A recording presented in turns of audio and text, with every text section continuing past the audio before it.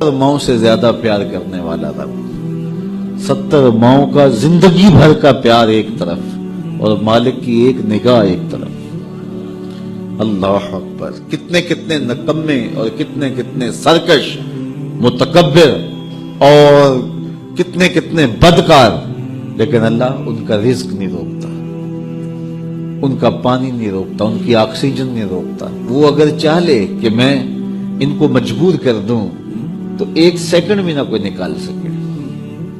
انسان اتنا مجبور ہے۔ شیخ سعدی فرماتے ہیں اندر والا سانس باہر نہ آئے تو بندہ کیا کر سکتا ہے، باہر والا سانس اندر نہ جا سکے تو بندہ کیا کرتا ہے، نظام انہضام ٹھیک نہ رہے، کوئی چیز حلق سے نیچے نہ اتر سکے تو کیا کر سکتا ہے، اس کا پیشاب رک جائے تو اس کو دن کو تارے نظر آ جاتے ہیں۔ انسان تو ہے کیا؟ تجھے ناز کس بات پہ ہے؟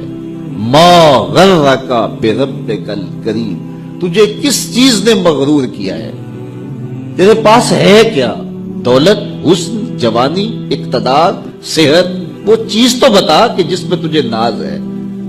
اس کی توفیق کے بغیر تو ایک قدم نہیں چل سکتا، تو سانس نہیں لے سکتا، تو پھر ناز کس بات پہ، غرور کس بات پہ؟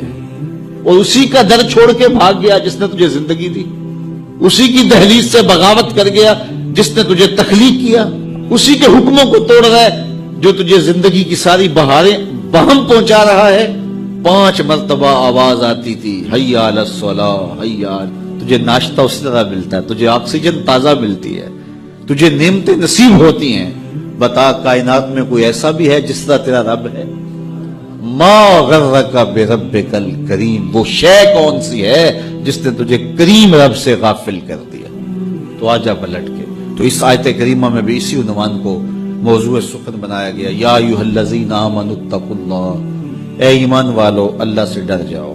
اللہ سے ڈرنا اس مفہوم میں ہے کہ بندہ ڈرتا ہے کہ مالک کہیں ناراض نہ ہو جائے، وہ روٹھ نہ جائے، میری زندگی کا سارا حسن اس کی رضا سے ہے، اور اگر وہ روٹھ گیا تو میرے پلے رہے گا کیا؟ دیکھیے جب اللہ روٹھتا ہے، ناراض ہوتا ہے تو رزق بند نہیں کرتا، اللہ ناراض ہوتا ہے تو آکسیجن بند نہیں کرتا، سورج کو حکم نہیں ہوتا کہ فلاں میرا نافرمان ہے، تیری کرنیں اس کے آنگن میں نہیں جانی چاہیے، چاند کو منع نہیں کیا جاتا فلاں کے آنگن میں چاندنی نہیں بکھیرنی، آکسیجن روک دی نہیں جاتی، کھانے روک نہیں دیے جاتے۔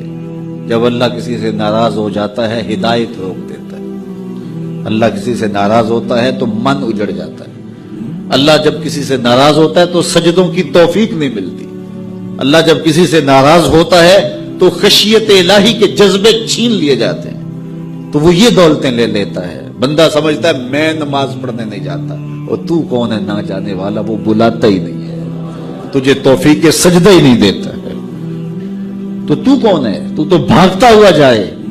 یار کسی کو کارڈ آیا ہو کسی منسٹر کا تو وہ کئی لوگوں کو دکھاتا پھرتا ہے، آج کل تو وہ جو ہے وہ شیئر کر دیتے ہیں، جی مجھے فلاں نے بلایا ہے، تو لوگ جلیاں ڈالتے ہوئے جاتے ہیں فلاں نے بلایا، تو رب نے بلایا ہو تو کوئی جائے نا، او میاں تجھے اس نے پھر بلایا ہی نہیں، تیرے سے ناراضگی ایسی ہے کہ تیرے کانوں سے آواز تو ٹکرائی ہے لیکن تیری روح تک نہیں پہنچی، اس نے روک دیا ہے راستے میں۔ اللہ فرماتا ہے کہ ہم ان کے کانوں میں پردے ڈال دیتے ہیں، ان کی آنکھوں پہ پردے ڈال دیتے ہیں، ان کے دل پہ پردے ڈال دیتے ہیں۔ تو بندہ کہتا ہے میں نہیں پڑھتا، تو کون ہے نہ پڑھنے والا؟ وہ تمہیں بلاتا نہیں، اس قابل نہیں سمجھا گیا، کیونکہ تو نے اس کے حکموں سے منہ موڑا، اس کی فرما برداری کو چھوڑا، تو پھر اس نے بھی تجھے راندہ درگار کر دیا، اور بھٹکتا پھر سویر سے لے کر شام تک کس کس کو سلوٹ کرتا ہے، لیکن تجھے توفیق نہیں ہوگی اس کی حضور سجدہ ریزی کی۔ اگر کوئی نماز نہیں پڑھتا، کوئی سجدہ ریزیاں نہیں کرتا، اللہ کے حضور جھکنے کی اگر کسی کو عادت تھی تو وہ مت سمجھے کہ میں نہیں کرتا۔ اللہ اکبر! اس سے چھین لی جاتی ہے توفیق، چھین لی جاتی ہے توفیق۔ تو اللہ سے توفیق مانگو کہ اللہ ہم سے کبھی بھی اپنی توفیق نہ چھینے، ہمیشہ ہماری پیشانیوں کو سجدے نصیب کر لے۔ تو کہا اے ایمان والو اللہ سے ڈر جاؤ،